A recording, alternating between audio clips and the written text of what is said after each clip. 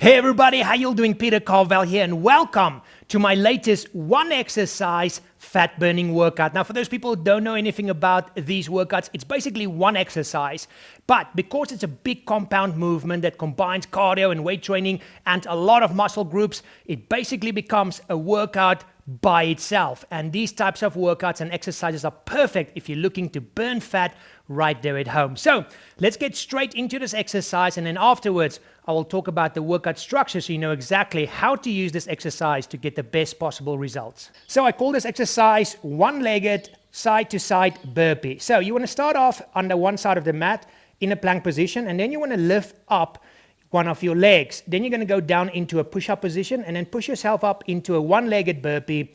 Jump over to the other side on your one leg, go back down, do a burpee, and then push yourself back up and jump to the other side. And that is basically the exercise all done. Let me just make some space for me here, and then I'm going to show you full speed how fast you would do this, but obviously work at your own rate. But I just want to show you the pace you want to work at to do it properly. Let's go. Lift your one leg up and then down, out, in, jump to the other side, down, out, in, other side, down, out, in. This one is going to get your heart rate up like crazy.